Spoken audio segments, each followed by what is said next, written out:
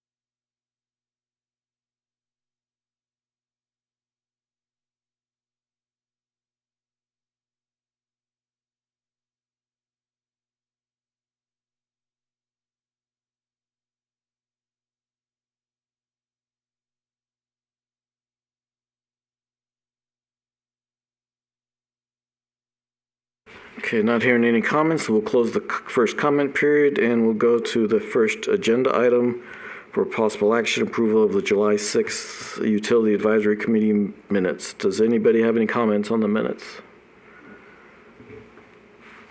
I found a few major changes to be made, and I gave a copy to Josh. So if nobody else has any concerns, I would make a motion to approve the minutes with the proposed changes. Does everyone have a copy of the changes? No, and that's one thing I guess we're still trying to clarify. Yeah, we can't. The committee has to know what they're voting on. I understand. Yeah. So, I can read them or whatever you want, however you want to do it. Or we can make copies, or they don't seem to be. They're not too extensive. Yeah, why don't we just, yeah. Yeah, I guess we're still trying to get some of that, so thanks for the clarification. Yeah, whenever, so for purposes of open meeting law, any handout needs to be made available to both all the members and the public. So we need to have copies of anything. For changes to the minutes, it's really helpful. For example, when we get them with council minutes, if you can give them to us ahead of time, if a lot of the times we can go ahead and just incorporate them and have a handout on the dais available. So that's something ahead of time, and we can have it already incorporated, but we still make sure everybody has that handout so that you know what the changes are. We have to make sure every member knows what they're voting on. Yeah, I was just finishing these last night because I was trying to keep up with the homework for the rest of it. Sure, and I'm just saying for purposes of, open meeting law, we just have to make sure everybody, and just in general, we have to have the members and the public aware of what's being acted upon. Appreciate it.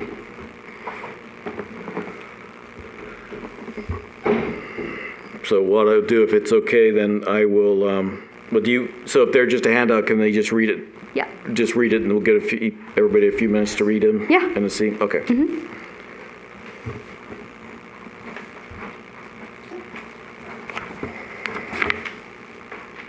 I don't need it, I got my own copy, so. Do we have a copy?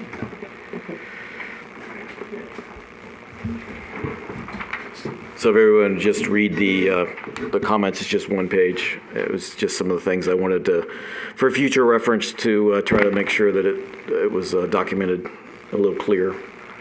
So those are my suggestions.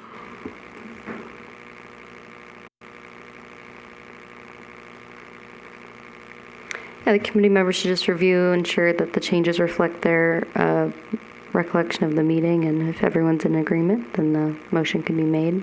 Or I should say, if a motion can be made no matter what, but. Well, just to clarify, these are off. I did go to the video and clarify. Sure. So there's in most cases, it's exactly what was said, or in most cases, it was just the clarifying what was said the best I could. But it is what was said, not was, I didn't fill in the blank. No, and yeah, I'm understanding. The committee members just have to make sure that this was an accurate representation of the meeting. The majority of the committee just has to make that determination. I appreciate it.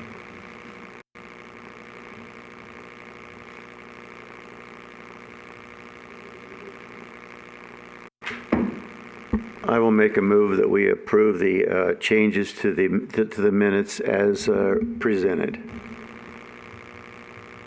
I'll second. I guess with this, any discussion? Okay.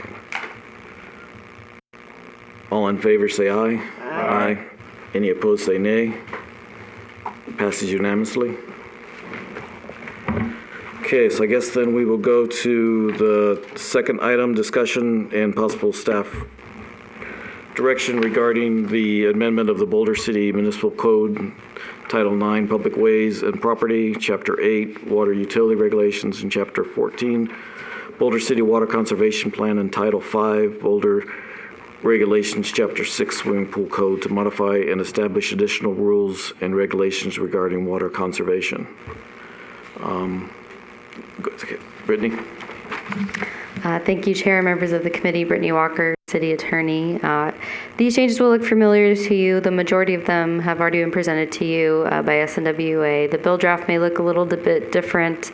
I put it in our typical bill draft form, which is we have new text, bold underlined, and then we have old text, or I should say text to be stricken will be bracketed and strike through. So we put it in that format. I also made just some conforming changes for legal reasons. For example, some laws always written in the present tense. That's an example. There were some provisions that were in Chapter 8 that really didn't belong in Chapter 8. Everything really belongs in Chapter 14. So I just struck those and moved them to Chapter 14. So those are the major changes that you'll see. And I'll just do a bullet pointed overview. But the major difference between what was presented to you and this version is this version has additional provisions that allow us to enforce the ordinance. Whenever someone is charged with a civil violation or some sort of violation where there's a monetary penalty, there has to be due process. So there has to be a hearing, there has to be a right to appeal.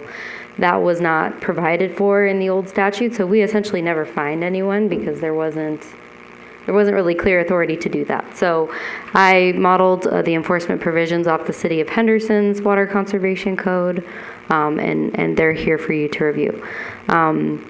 So the major changes again were presented to you when SNWA was here.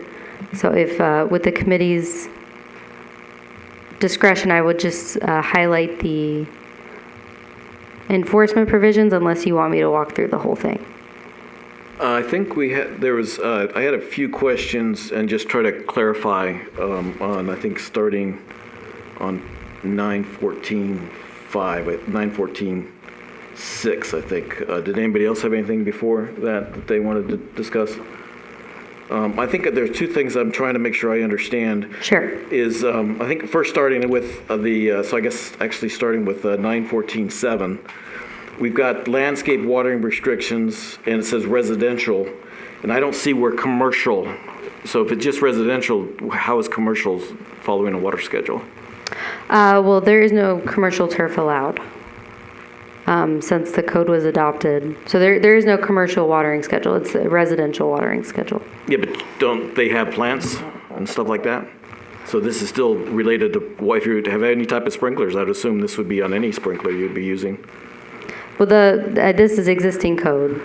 The existing code, and generally, new turf is not allowed in commercial and hasn't been since the Water Conservation Code was adopted. I'm not saying there's not existing commercial turf, but there hasn't been new turf approved of in quite some time, and the watering schedule has always applied to residential. But did it say residential? Yeah, it always said residential. Okay, but I think there was something for, okay, so I guess it's still a little confusing though, if you're not turf, but you're still watering plants, and Well, drip irrigation is excluded. I understand. Yeah. I understand that, so. So that really the only watering would be turf. Oh, okay. The other one that I see is, I don't know if it was made, the exact reason it was changed, but so now you have A is watering may only occur between the hours of 7 p.m. and 10 a.m., where that was originally from May to August. And during the winter time, I would think that could be, sometimes it'd be preferable to do it during the different hours so you don't freeze things at night. Yeah, that's a good point.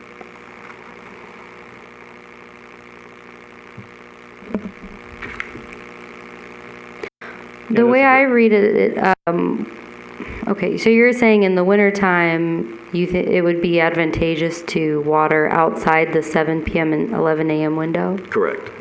Okay. We can make that recommendation. We can forward that recommendation to the city council. Okay, so yeah, if you want to make it from like April through October, that makes a certain amount of sense, but there should be some time during the year where that's not a major restriction. So I don't know if you need to do it back to a footnote or what you need to do, but you've got to be, it needs some modification. Well, can you provide a little more? So right now, the watering can only occur in the evening or in the early morning before 11 a.m. Okay, no, right now the code states that if you look at, it states that you can water, basically I don't think there is any water restrictions except for May and August. If you look at the bill right now, you'll see, go to summer and you see the number 1, and then you look at the note, it says watering between hours 11 a.m. and 7 p.m. are prohibited. That's only May through August. With the way it's written now, they're saying watering may only occur between 7 period. Well, I was struck because it was duplicative. It's always said watering may only occur between the hours of 7 p.m. and 11 a.m. No, that's only in May through August. No, that language was in existing code. No, that's what I'm saying. And look at the existing code. The existing code, it's a note. It's a note, and there's a But no, I'm one saying it was by- in both places, at least in my version. No, it was not. And Southern Nevada Water Authority, from what I could find, did not have that. They do not state that. Yeah, you got the original. Yeah, the original does not state that. Do you want to see? I'm pulling it up. Okay.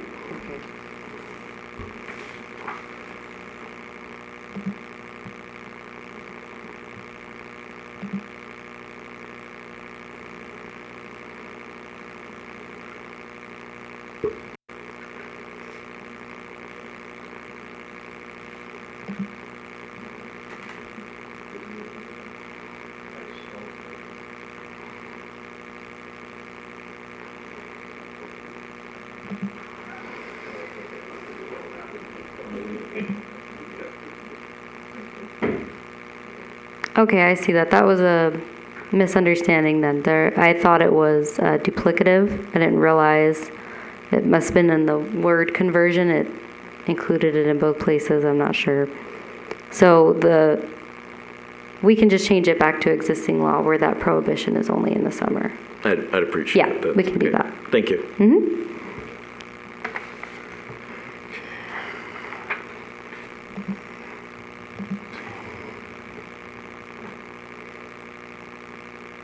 I think at the end, either way we want to look at it, it's just there's a few places. I guess I didn't see 914.3. Sorry, that was beforehand. But if we can, do we want to talk about the warning letter or can we talk about the warning letter? Well, why don't I give an overview of the enforcement provisions? Would that Okay. be helpful? Yeah, Or- the 914.3 is what that, so I was just asking, so we'll come back to that then. 'cause Yeah, I think- can just explain. So No, that's fine. So I think then basically, the other one, I think that is before the enforcement. Where is the enforcement? Make sure I'm not missing it here. What's that? Okay, 912. Yeah. So, okay, on 914.8, I have a minor, just another minor. Okay. I'm looking at wrong. I apologize. Got the wrong. 914.10, golf course. Water budget for golf course. Okay, so just make sure I'm understanding correctly. So at the very bottom, 914.10. So the new, 914.10 says exception.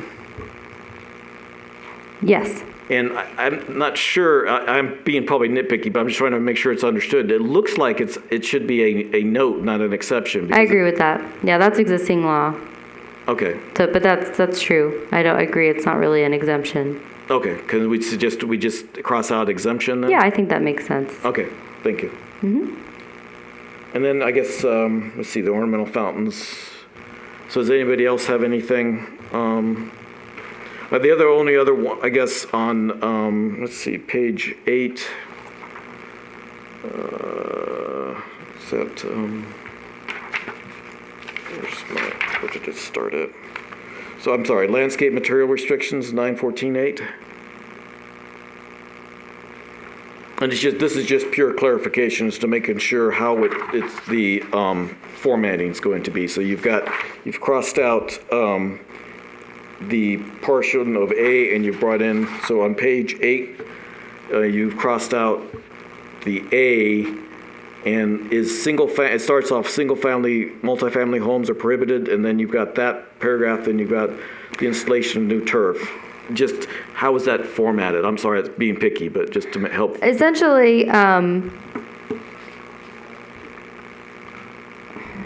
let me see.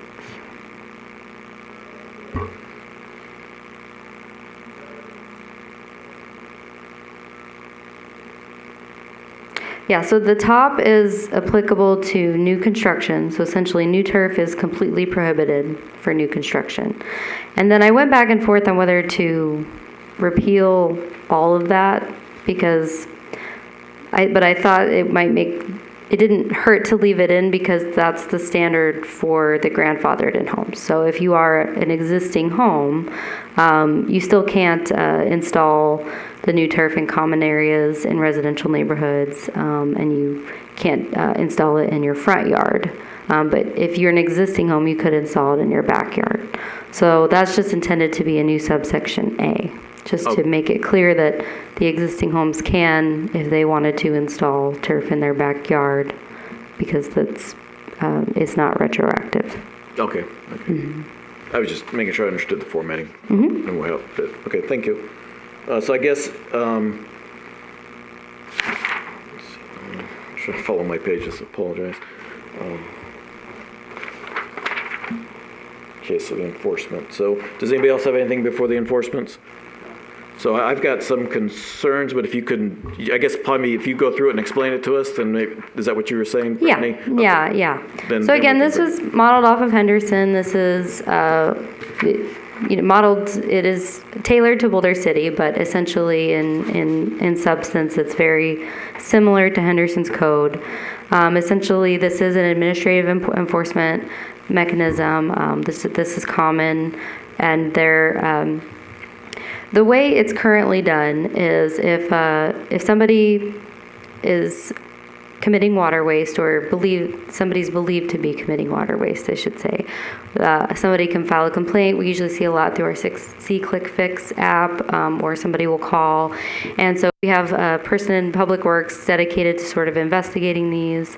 We call them, or if we have a phone number, we reach out to them and try to get them to correct the issue voluntarily. We might issue the warning letter that you saw an example of that's in the packet.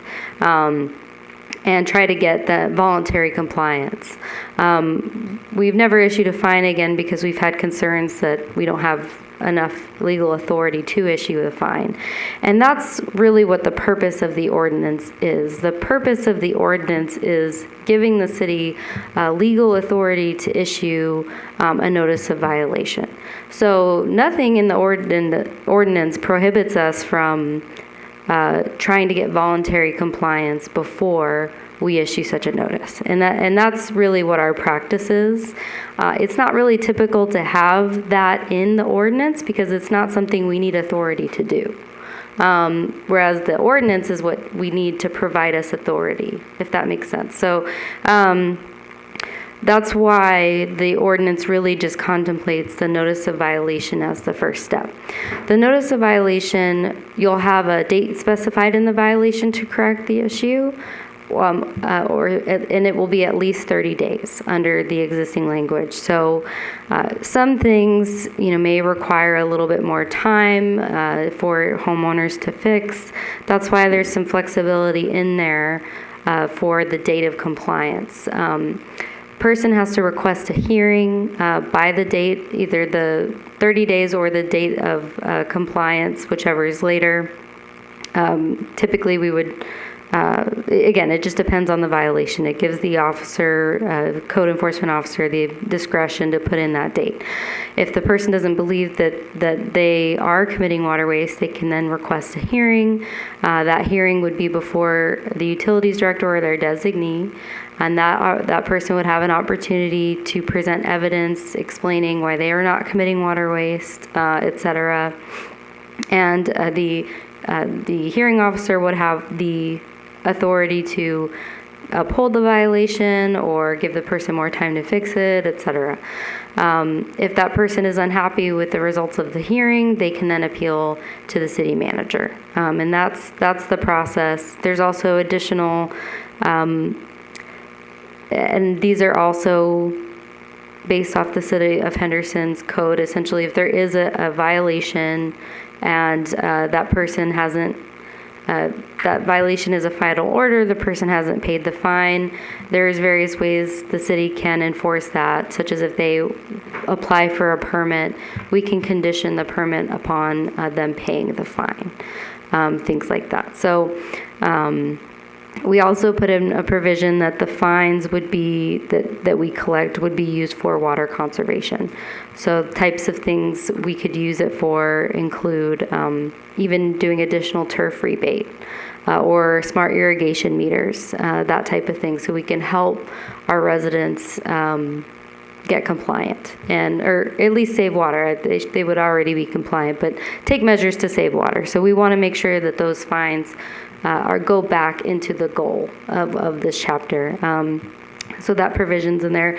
I want to let you know too, just when this is considered before City Council at the next meeting, we're also going to be doing a presentation on what the city's doing to meet these goals, so that we're showing the community we're leading by example. Where there's a lot that the city needs to do, and the city needs to do its part for water conservation.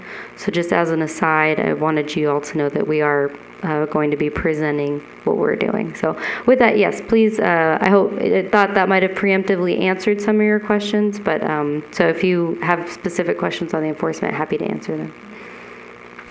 Does anybody have any questions? I've got a few. Most of them, I guess, only depends on how it relates to the schedule. There's a couple ways. You were saying that you did not put the warning letter in because you had the power to do that. In the warning letter that would be sent out, you state that in the enforcement you have an observance column that says warning letter could be done. And I would think that would be handy. So unless it's a problem with the way the code has to be written, having that section, so it says it's 914.11, so it would actually be under 914.12C. So in the code, I think it would be helpful to have the observance column in there. So you'd have meter size and then the observance. I think that would be helpful, realizing that you could have that, because then so your E, notice of violation, says the city must issue a notice of violation to the customer. And then there's some cases where it's, once you've done a violation, they have to, and then you've got F, the amount of the administrative fines for the violations, if not corrected by the time. So the way this could be conceived, understood, is that there is no warning letter. No, And the city must is a burden upon the city that we have to issue a notice of violation in order to commence proceedings to collect a fine. So we can't just say, in other words, we have to issue this document that meets this criteria, and if we don't do that, we're not following the process. So it's not saying that we have to issue a notice of violation in all circumstances. That's not what this says. And then, so the other thing too, though, so if a violation is a notice of violation is sent, so let's say for some reason a warning letter was not sent out, if it's corrected, is it not being fined, or is it fined? You're fined whether you correct it or not? So the notice of violation itself is an opportunity for correction. So you would only be assessed the fine if you didn't correct the violation within the specified time frame. Because I don't think that's clear the way it's written. Okay. F is a little bit confusing on that.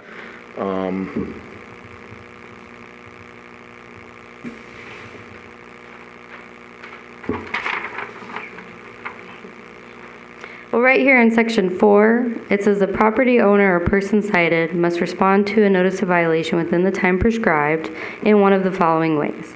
They either must admit responsibility and pay the fine, admit responsibility and pay the fine or correct the violation. Yes, so typically, I guess that's true. Yes, we would, under this, the way we would assess the fine, and they would have to correct the violation. So typically, we issue the warning letter first and give them an opportunity to correct it.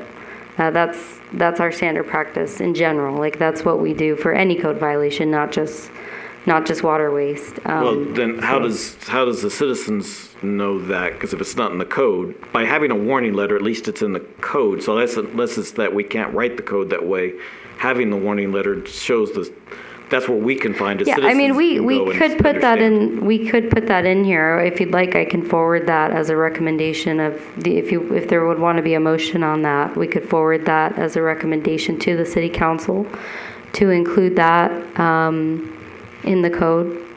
It's not. I'm just saying from a legal perspective, it's not necessary. So it's not that it wouldn't. It would render the code invalid or be. It wouldn't hurt anything, I guess, to say it candidly, but it's just not necessary for legal drafting purposes, because we do that all. That's the discretion. We issue the warning letter. We contact the property owner, try to get voluntary compliance first. That's always been our practice. So Larry, if I'm hearing you correctly, you just want it in the code that it says, we'll give you a warning letter first. That's what I'd like to Right, see. yeah, I think that's, from a citizen standpoint, that makes it nice and clear that I'll get a nice yellow sheet of paper that says warning, and then from that point on, you could be fined. I think that's a really good idea. Okay. Is this up for possible action? Okay. So I move that we include the warning letter in the ordinance. Is that good enough? That's perfect. All in favor? Aye. Any Okay. opposed, say nay. It passes unanimously. Thank you. So I guess the only thing is then anything where, like for instance, 4A, where it says, so if the warning letter, then would that be clear enough that you wouldn't have to pay? Because the warning letter would state it. So if you've got a violation, then this is what happens. A warning letter then is clear what you have to do. Is that what I understand? Well, the motion was to include a warning letter as a prerequisite before a notice of violation can be sent. No, I understand. So that clarified the one issue. I just want to make sure that, if, for instance, like 4, B then, 4A, excuse me, is related to the violation. Right. And if they had had a warning letter, then that wouldn't relate to the warning letter. Well, right, because it's only relates to the notice of violation. Okay, and the warning Yeah. letter is just saying you could get a violation, or you will if you don't correct it. Yes, that's Okay. my understanding of the warning letter, yeah. Okay, that's what I'm just trying to make sure I understood. Oh, yeah. Okay. If that's the case, then I think that covers most of my concerns. Or Okay. all of it. Anybody else? Did you see? Okay, I guess then that's my concerns. And was there anything else on that, Brittany, that you wanted to go over on the code? No, Anything else? Okay, so I guess if there's nothing else, we'll just close that out. Thank you very much Yeah. for explaining all that to us. no problem. Okay, so we will close out item number 2. And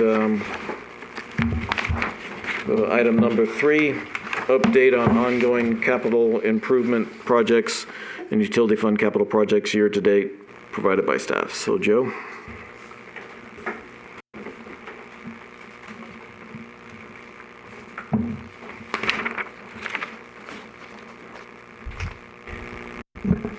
Okay, so update on ongoing capital improvement projects. Hope you all had a chance to look at the dashboard on the Tableau, so I'm going to just bring that up here.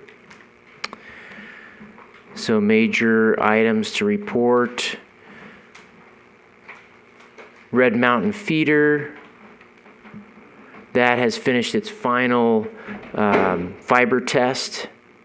And we got all the test points back on that. So we're scheduled for a final walkthrough on the Red Mountain Feeder project for next week. Let's see here. Substation Improvement. So, in the workshop we talked about that mutual aid agreement. So Substation 3, that we're handling through that mutual aid agreement with the Colorado River Commission. So we're going to use them for the technical assistance on the project management side. They're going to be doing Substation 3 as the first item. And as previously mentioned, the footprint of Substation 3 will be adjacent to the existing footprint of Substation 3. So that's moving along. Really quickly, so Yes. you're looking at the transformers for that also? Yes, yeah, transformers, breakers or reclosers, circuit protection, insulators, steel for the yard, grounding. So CRC is looking into helping, asking CRC to help with that? Yeah, so we've utilized the mutual aid agreement for that. They've done several substations for SNWA. So it's one of those opportunities where we initially were looking, hey, but maybe we'll go construction manager at risk. We talked about purchasing all the transformers up front. I understand that there's profit margin consideration in that. So utilizing CRC, it's basically at cost for those technical services. So they're state government agencies, so we won't be, there's no line for profit. So I guess, is it now a good time to sort of talk about Substation 3, or should we do that more in the next meeting when we're doing capital, more of the future capital? I guess it's on both. It's on now and the future, because that's actually the main aspect of Substation 3 is supposed to start this year, right? Yes, yeah, that's a FY23 project. And so for having it on the new footprint, we have a lot more leeway, I would think, to do that, because if we haven't even got the design of the transformers, so the transformers could be as much as a year or a year and a half out. That's right. So, I mean, we got a preliminary design from an engineering firm.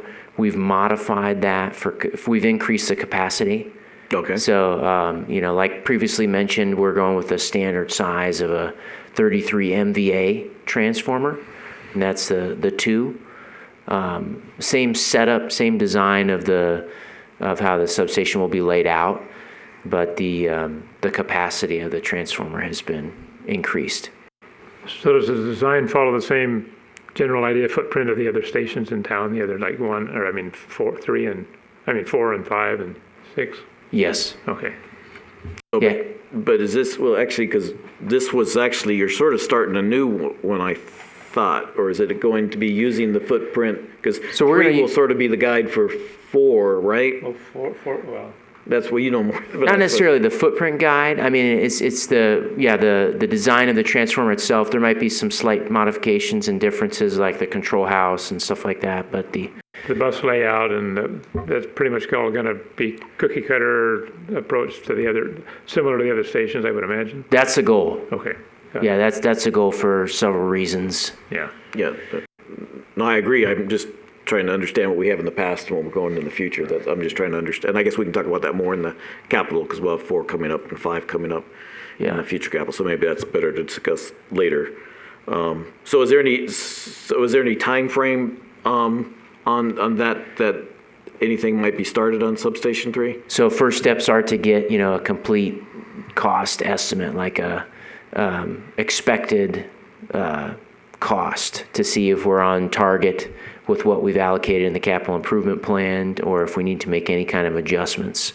And then from there would be lead time on heavy items such as the transformers. The major electrical components, they are a year out, for the pieces. So that's going to be a challenge. But with going with this mutual aid agreement and how we have the substation designs laid out, hopefully we can kind of get the design to a certain percentage and then leverage the lead time to say, okay, now we're going to make the same purchase on Substation 4 and 5 and have that move that forward, having the lead times be into the project plan.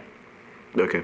So just going back to the update, we've got the Feeder 53 San Felipe Mendota is moving. That's on target, on schedule. Going back to some of the other projects, are there any questions for staff from any of the updates on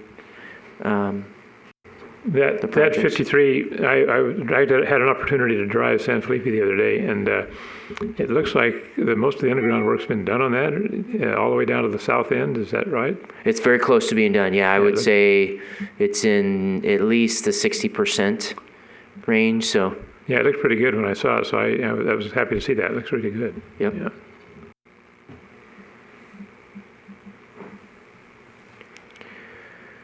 So now, I've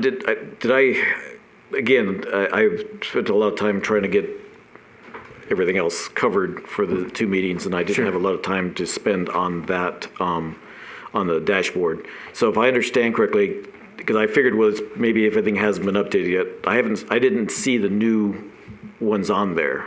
That's why I guess I wasn't quite as prepared for Substation 3, because so fiscal year 23 hasn't been on the dashboard yet. Did I miss something? Was it on there? No, it's not. It hasn't been put. Okay. Yep. And so it'd be something we can talk about in September then, because that would be updated for what was. Yeah, I mean, as we get these projects planned out and put into their individual project plans, and we start, spending capital on them, they will be in the ongoing. Okay. Then, was there anything on water or sewer? Let's see. So for the biggest updates on water and sewer are the copper service replacements. Those are moving ahead. The golf course estates as well was a large project broken out of copper service replacements. And then on just all of the water and sewer projects, we're meeting with a couple design firms to see if they can kind of plan those out with the lift station improvements, as well as reservoir improvements. We also have interviews. What's today? Wednesday? Yeah.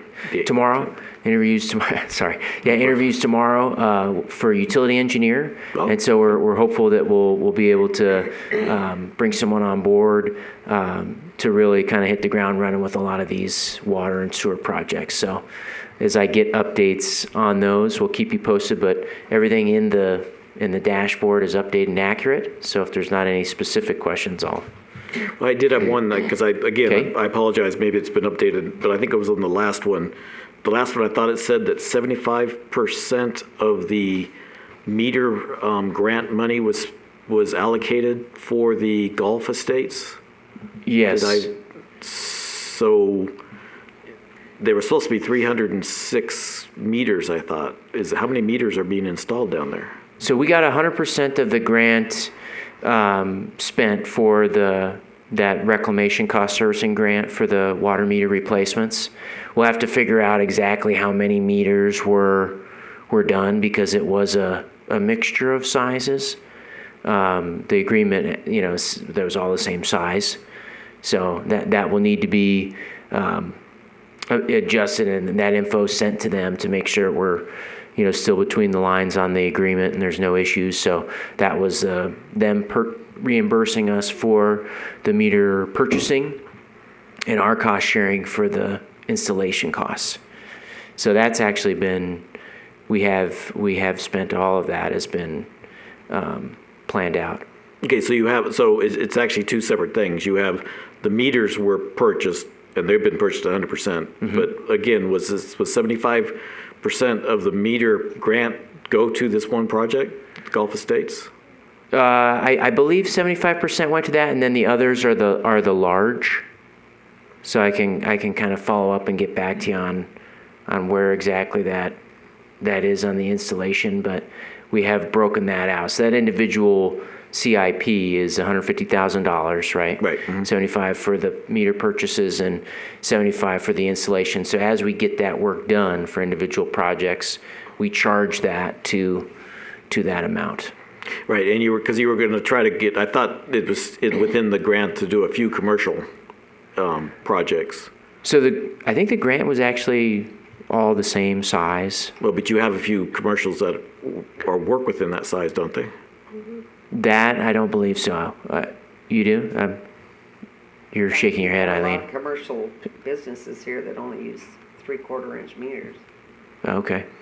So it was just something that, because we were hoping, as we had talked in the past, I thought I understood, that's what I'm trying to clarify, is that this is somewhat of a pilot program too, right? The grant was sort of seeing how the meters would be, these type of meters could be used and how you'd be able to use them to read and gather data. And so if we're only doing it in one general area, we're not going to have that good of a data source, because I thought we were trying to do it get a little bit more of a data source, little higher, wider band of data source. And if all of them went to the one area, then we're not going to get much of a data source. Well, I mean, we do have a plan to get the advanced metering interface done. I mean, that's something we can bring out in the 5-year capital improvement plan. Okay. It's not on there right now, but that would be kind of utilizing the similar meters we use for electric, involve kind of having kind of radio towers out to have that area collected. But this was really for leak detection, to make sure that the radio read that that the meter readers were able to read the meters more quickly, so to speak. So, but integration of the meters and what they're capable of doing on kind of like an advanced network, we're not at that stage. We'd be set up for it, but they all have to be replaced for that to happen. Well, yeah, guys, but I thought this was sort of a pilot program to sort of help with that replacement. I mean, it gets us one step closer to that, but it's not that nodal network where the meters are communicating with each other and then we can get that information back here remotely, if that makes sense. Yeah. Okay. So, okay. But yeah, we are exploring all avenues for funding sources, and so it's always good to, Reclamation's getting more funding, federal funding for several of its water efficient different programs. wastewater, water, all that. So that's something that we continuously do, try and help the citizens and keep the, to keep the rates at cost. All right, appreciate it.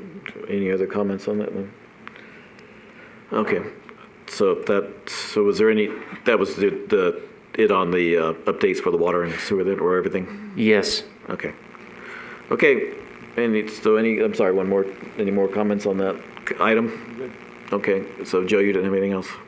No. Okay, thank you. So I will close item number 3, and we will bring up item number 4 for possible action discussion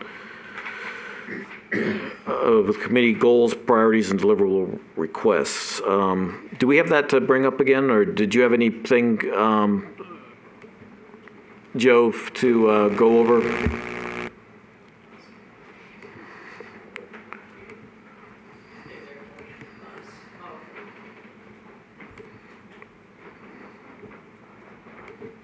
Okay, let's see if I can bring this up here. So just looking in your packet.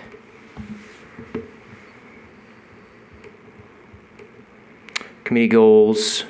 So you guys all have the goals in front of you. We're working on the IRP, gathering all the data needed for that.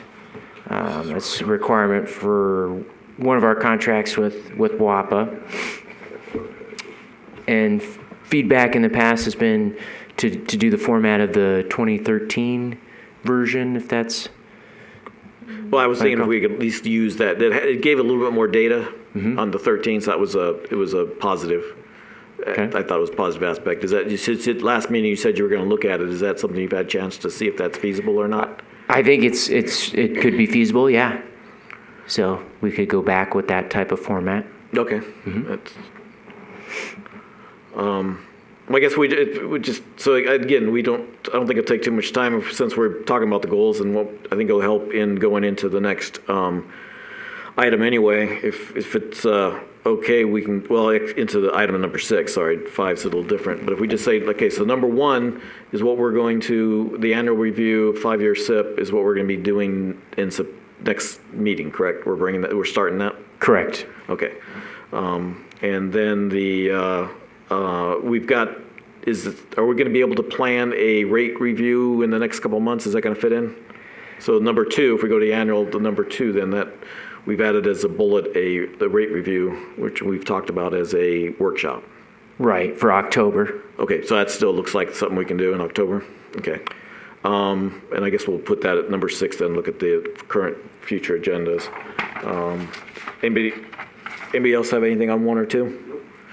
Okay, so number 3 then is the conservation, and I think you were looking at possibly having, so this director, like an update, Joe? You're having something we're going to have, can we have that every meeting? So our 5th agenda, you have a specific aspect, but I think we were had been discussed that possibly do a director update where you'd be able to say, here's what's happening on conservation issues and stuff like that. And just like Brittany said, she said there was a presentation that goes to the committee, the council, I guess, is that the 22nd or the next? 23rd. 23rd.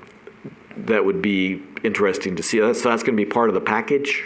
Yeah, it should be part of the packet, and that will be brought to the UAC as well for the September meeting. For the September meeting? Yeah. Okay. So that's just the thing, I'm just looking at number 3 and the conservation plans for water, and we're also including power.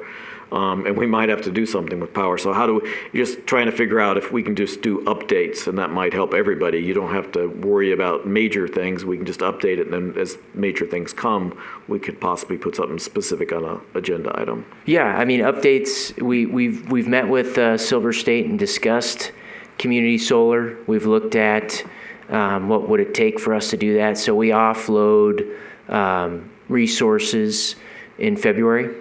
Hydro resources. So that's just with our current load profile. So if we were to add any more generation, we would either have to, pay for WAPA to take that in the spring months or disconnect directly from that system if it was like an owner system. So at this time, it's really not advantageous for us to pursue that. There's other large-scale solar projects that, like SNWA is in the process of working on that also we could benefit from a PPA from. And so at this time, because of our seasonal demands and our lack of really load profile and increased load profile to work with, that we're in the same situation. So. Have you talked to Silver State to see if that we could get the exception that we would only have to buy it at specific times? Isn't there? Yeah, that's not an exception that's amicable. Okay, so for that amount of solar, or for any, there should be able to something. For any PPA, you can't really exclude all but like a few months. The only way to do that would be an owner system, as I previously mentioned, and that would be one that we would disconnect from directly or pay to have that power offloaded. Yeah, couldn't you buy sort of at a peaking time? It depends if you have to pay more, because a lot of times if you just sort of looked at something around the summertime, it seems like there's a few options, and that's why I was just asking. I'm not trying to put you on the spot now. Yeah. And it's something we can't, but that would be something, I guess, to say that we can't is just a little confusing, I guess. I mean, with the way we're currently set up, that's how I understand it. So it's not that we can't do it. It's just that we would have to physically disconnect, as I mentioned, or have WAPA pay to offload it. What do you mean physically disconnect? Physically isolate from the load. Take it off. So you disconnect. So you pull the plug. Power plant. Yeah. Okay, that's what I was thinking. Okay. So I guess we'll have to talk about that in more detail because we're going off of agenda item here. So I apologize. Well, talking about you're talking about utility conservation plans programs. Yeah, Right. We are looking at rebates for smart controllers for both irrigation as well as thermostats. So that's what we're looking to add. So we are looking to update our rebate program. There's a couple items that probably no longer necessary. The solar shades, we haven't seen any activity on that. We could probably update the SEER rating for the HVACs, make that a higher rating.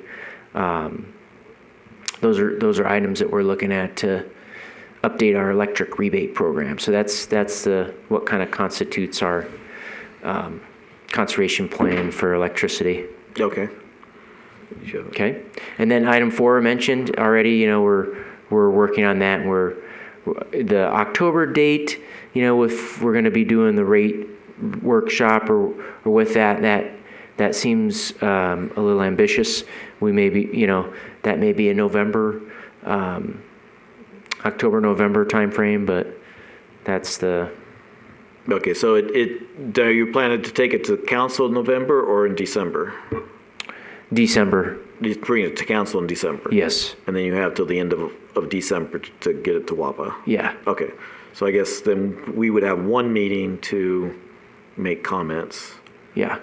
Is there a chance, and then see what the committee says, I guess if you sent us a blind copy when it was done, that we could at least start reviewing it before the November meeting? Yeah, I'll make sure that that's allowed and certainly can do that. Okay, then that way we just have a little more time to review it, and then if we have any concerns, I suppose, if you could check with it, maybe we could contact separately. Okay. You just say, so that the committee would contact the city or you or Josh and say, can you look at this section? Then we would have some of our concerns out of the way by November. So if we need to, because we'd want it to be an action, and if we need to do a motion, then we might have a little more time to consider that. Right. Okay. Appreciate it. No problem. Okay. Anything else on that? Nope.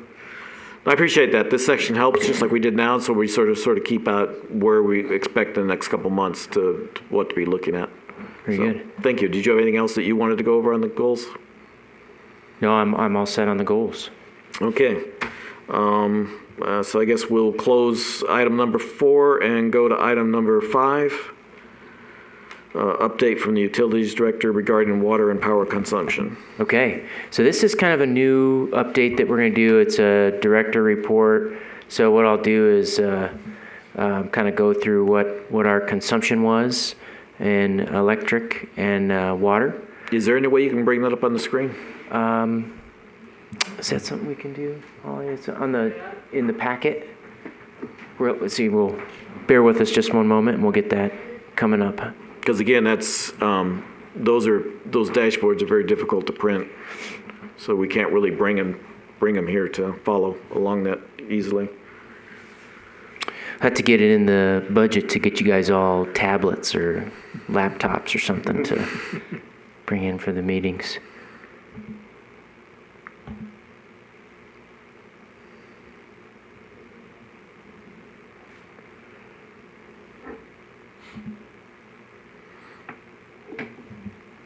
But do you mind just, I guess you can go ahead and you want to give us an overview of what just a starting part as they're, see if they can bring it up, and then we can Sure. talk about the details. Yeah, so for the month of July, across our customer base, we had 28,372,662 kilowatt hours reported on the meter in July. There you go. So, yeah, I guess. Sorry, quickly, yeah, if you don't mind sort of looking at it. So if I saw it quickly, then you've got water and electric on that, which is great. Yep. And then you have the major users, and you have January through July on there, right? Yeah, this calendar year. Now, so the question I have, one of the questions is that the month that it was used, or is that the month it was, the money was collected? Build month. That's the build month. So it was for the month so January is actually December, is that what I understand? December usage, yeah. Yes. So it's 1 month behind. Right. Build month usage. Okay, so, okay. So theoretically then, if we wanted to know the January actual usage is in February. That's my understanding, yes. Okay, I'm just trying to understand, so if we were actually trying to figure out, again, trying to understand the weather, how things are going and planning, that you'd want to understand what it is, so you can say, well, January was a cold month or a hot month, and July applies to water and electric as far as the temperature, as far as how much we used and why it might be different. So understanding what exact month it is helpful. Certainly. So, Yeah. Is there anything else on that screen that you want to point out that make sure we understand? Sure. So if you just that's a good spot to kind of stop right there, so you could see the description type of the customer class: commercial, golf course, government, industrial, municipal, non-Nevada governmental, residential, and school. So you could see the breakdown of customers, and for reasons you won't see which customer it is, but you could see the majority of our load is residential, and that's why our load pattern follows with the weather, with HVAC loads. We also included the consumer charges, so you can, and then you highlight kind of over one, it'll also give you that amount, so you could see the largest consumer charges, which match with the consumption, is single-family residence. So that's the SFR. Consumer, I'm sorry. That's the bottom one. The bottom right there. What's the one just above the bottom one? Those are apartments or? What's SFM? Single family, I'm not sure what the M stands for, I could follow up with that. Okay. Yeah, I'd guess it would be Single family like apartments probably, I guess. Yeah. multi-family. All right. And what's the third one above that? School. Oh, school, okay, all right, okay. And what's the third line down from the top? Which one's that? Commercial? Okay, got it, all right. How does this? Are you seeing, I'm sorry. Go ahead. No. Are you seeing much of a difference from over last year over year on that? Have you had a chance to look at that? We haven't compared with last calendar year, so we wanted to kind of bring this to the committee. It's like, hey, here's a monthly snapshot and Yeah. see. Yeah, what I'm curious about is, especially in the residential where we're seeing an increase in the number of solar installations on rooftops, if we're seeing it, if that's impacting our year over year monthly usage? It certainly has. Yeah, we've reduced our consumption by 10%. Oh, really? Okay. For the year of the fiscal year. Okay. So that's if you look at your Silver State energy budget for this fiscal year compared to last, you go to the total kilowatt hours and you'll see that 10% difference. Okay, good. That was my question, so thank you. Oh, I'm sorry. Okay, so if there's no other questions on electric, I can move over to water. All right. So here in the water, we've got potable water consumption and raw water consumption. And so I know this question was asked in the past, the MGALs, right? It's a watering term for 1,000 gallons of flow. So it's not mega gallons. So it's, if you equate that to actual quantity amount, it's 230 million gallons and then 141 million gallons. So it's not 230,000 million gallons. So I went ahead and crunched the numbers just to make sure I wasn't crazy this before the meeting, and it's 3 significant digits off. So here you could see our largest water users, just by a little bit, residential, and then I guess it was per capita, it'd be golf course, but so you got the golf course, that second line, that is Cascada alone. If you kind of click on that, and it'll show you that raw. Okay, and then it also lists the costs associated with that. And then the second golf course line in the type description, that's the municipal golf course. So and that shows the city water. And then let's see. Going back, I apologize, to the first golf course, it also lists city raw, which is Boulder Creek. So that's how you kind of can break those out. But the rest of the classes, there's not a business or address associated with each account. And now, does the commercial have commercial has some, or does it have some raw? So clicking on the commercial, that's all potable. Okay, I was thinking, I couldn't remember if they had some. I thought they had some raw, but not. Okay. Okay, and that has this. Now, is there a chance that you can get a full year's input? So there was a mention of it, but I didn't know if I heard that we were going to be able to see that in this dashboard. Yeah. See 'em. Yeah, that's certainly, right now it's like a year to date. So we can explore that to make sure that I'll make sure that that's possible to do a year function, to add that in, and then we can go back to last calendar year or year over year to kind of see that, and then get a comparison if that would be. Yeah, if we could get at least one or two years Okay. of a full year of historic data would be great. Okay. I think that'll be really important going forward, especially with the scrutiny we're going to be under as far as conservation measures, to show that we're actually seeing a drop in our annual usage year over year. Sure. Yeah, because last year might be different. Otherwise, you might have to go back to 19 or 18 because we did have an increase with COVID. So we just want to make sure we've got that squared away. I believe it was 2020 was definitely an increase, if not 21. Yeah, I almost want to see if we can go back to 5. Would be almost ideal. It keeps us relevant for now. See what our trend is. And see where our trend is. I I'll- don't know if it's possible, but it's. I will find out if it's possible, and I'll communicate the level of effort, and then we'll go from there. And that's what we're asking for. Yeah. Right? If it's expensive, too much problem, we understand. Okay. Get it? But unfortunately, as things have happened in the last 3 to 5 years that are, it makes it help be helpful. Certainly. Yeah, we don't want to impact one of those lines somehow, increase it somehow. So. Yeah, so what do you guys think? Is this something, any feedback you have would be appreciated on this, but, Yeah, we like it. okay. Do you have something, Marty? No, that's fine. No, thank you. Yes, I greatly appreciate it. So it's another one, I guess, when, yeah, you just have to take a little time to go through and highlight it. So when you highlight it, there's a lot more data Yeah. that's understood, so. Well, thank Josh. Josh put it together. I mean, he's the genius behind the curtain there, so.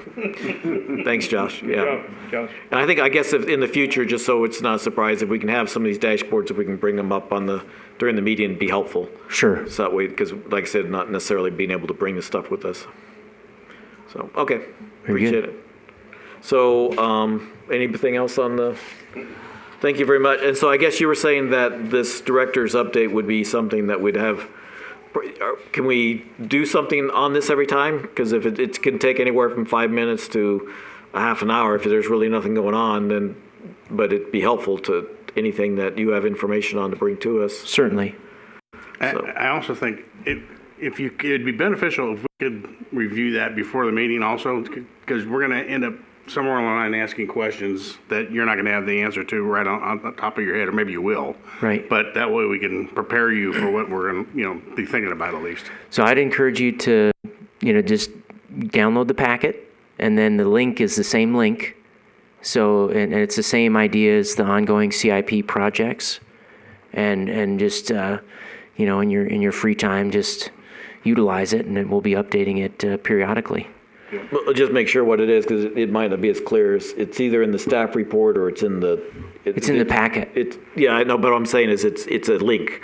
It's a link. It's so you just make sure you see what. Right, Yep. right. So you have to find the link, so yeah, so that's what I'm saying. It's in one or two parts of it, and as soon as you.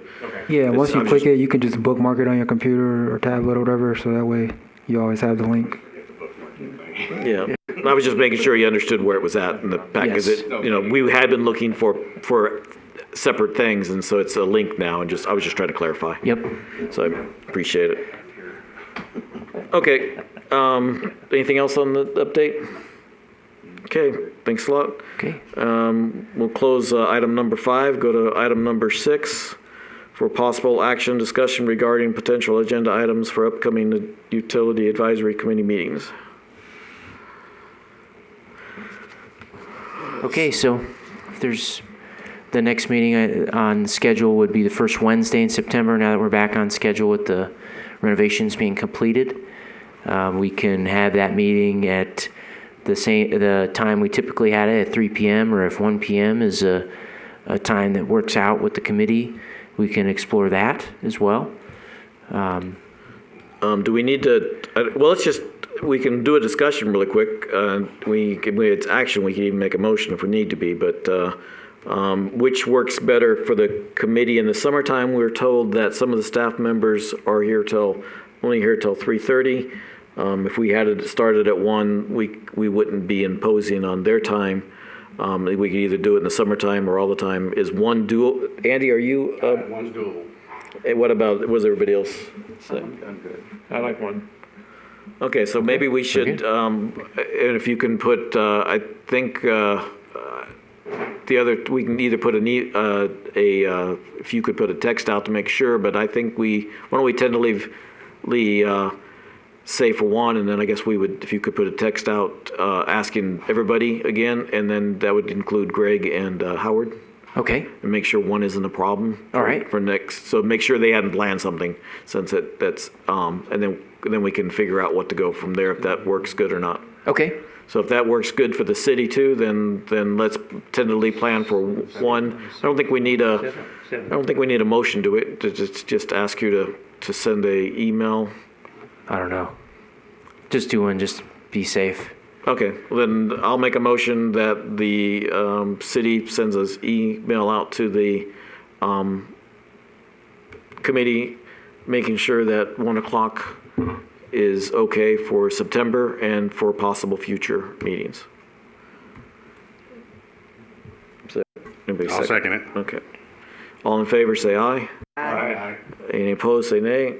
Ayes, if it passes unanimously. Okay, thanks. So then I guess probably we were looking at so we've got, just to help with next time's agenda, we've got, we'll have the meeting notes, we'll have the 5-year plan, You were looking at, we were able to have a city manager update? Correct.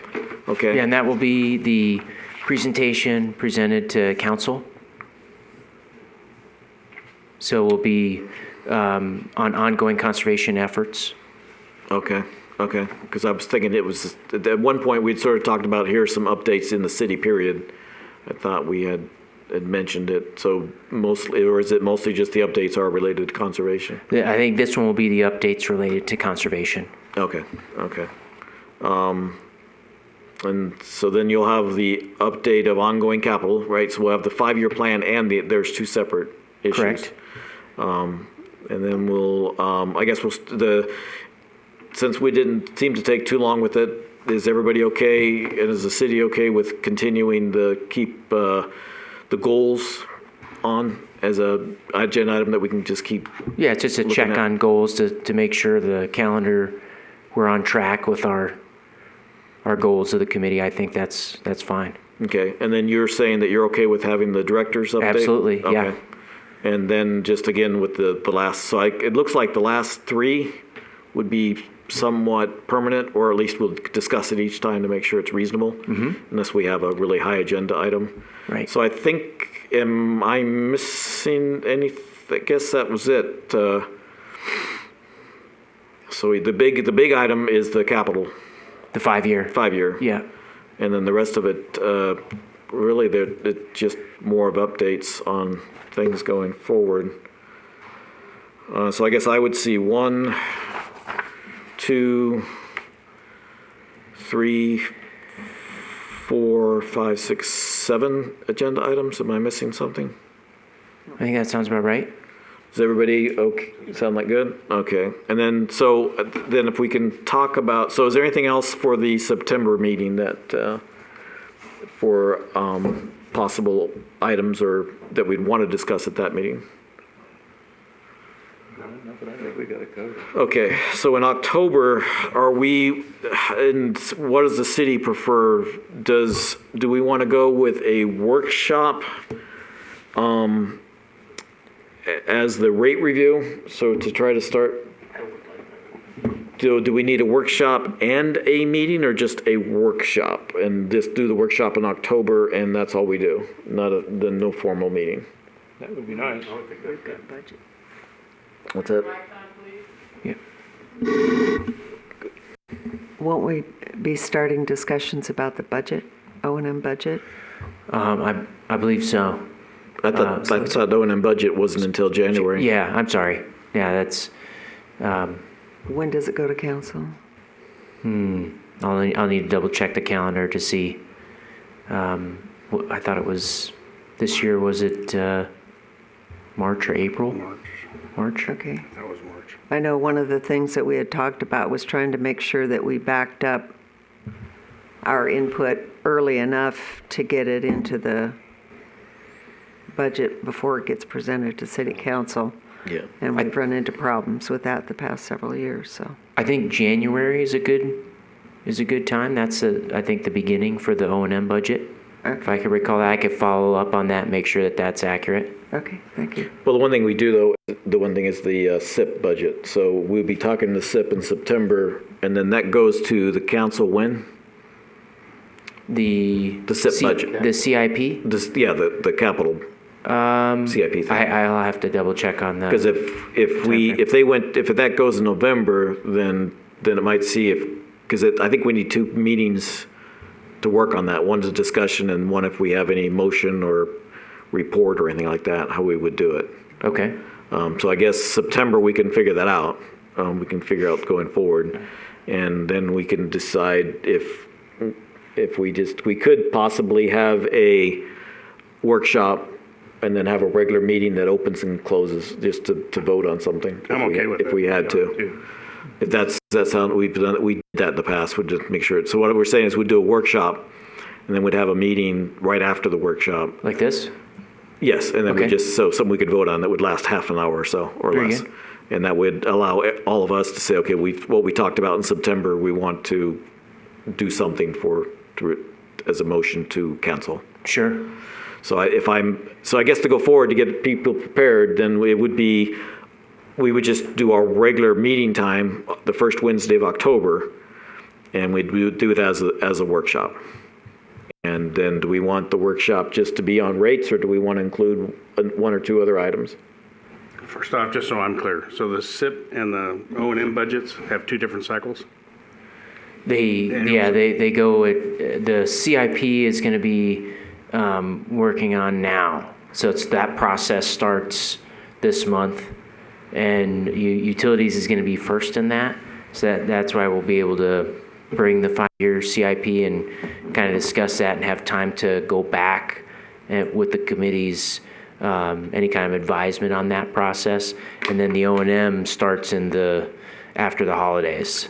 Okay, So- man, you think I'm pretty sure it was March, what I read before. I wasn't here then, but I think it was March that the O&M budget was done. The O&M budget's in March. Actually, it takes place in March. Their approval takes place in March. I think the entire budget. The entire budget? Yes. Okay, that's what I Yep. want to make sure I was clear with that. Thank you. Yeah, so what my understanding is that a calendar? Is that something we can maybe get in the packet in the September packet, the calendar of the budget? Yes. That'd be helpful.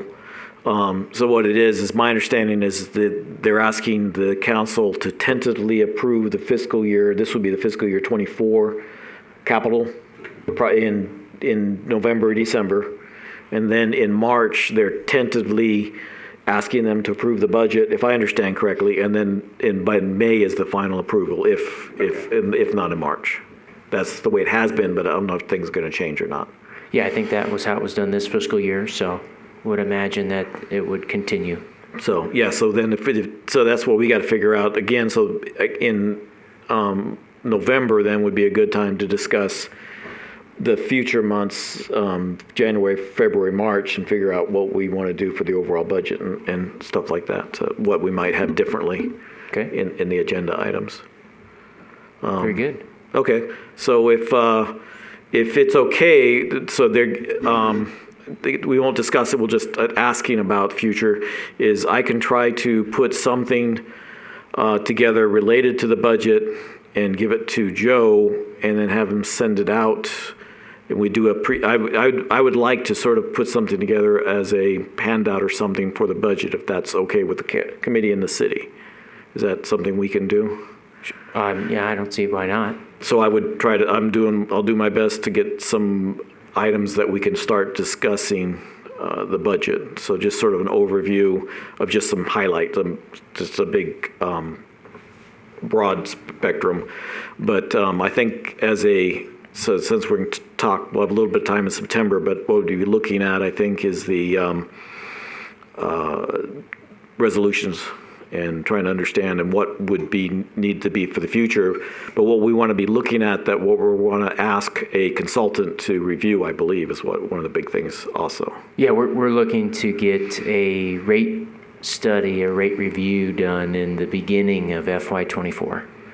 Okay. So that would be right around, this time next year. So what I'd like to do is get the committee to try to give some information to say some major aspects of what are something to think about in a rate process, and then we can start going. So it's sort of a starting point to think, and then also I think we're looking at so we'll just try to keep moving forward with overall aspects. There's quite a bit to look at that can be confusing. Okay, anything else on the agenda? Or so I should say item number 6. Anything else, Joe, that you had? Nothing left for me. Okay, thank you very much. Thank you. Okay, so we'll close out item number 6, and we'll go to the public comment. And this public comment period can be just can be anything related to the utilities. So we'll open up. The phone number is 702-589-9629. Thank you.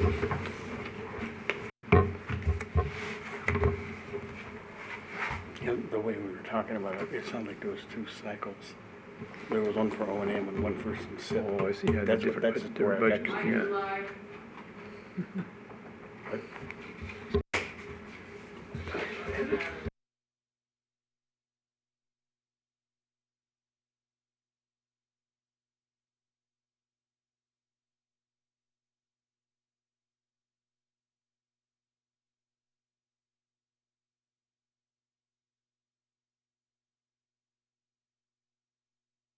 So again, the number is 702-589-9629 if anybody has any comments.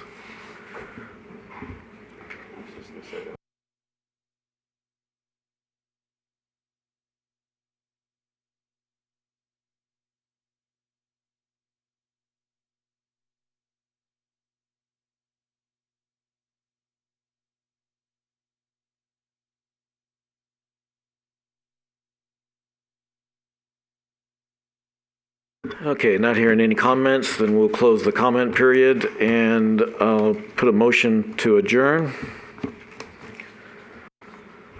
I'll second. All in favor? Aye. Aye. Any opposed, say nay. Passes unanimously, and we are adjourned at 12:03. Thank you very much, everyone. Not bad.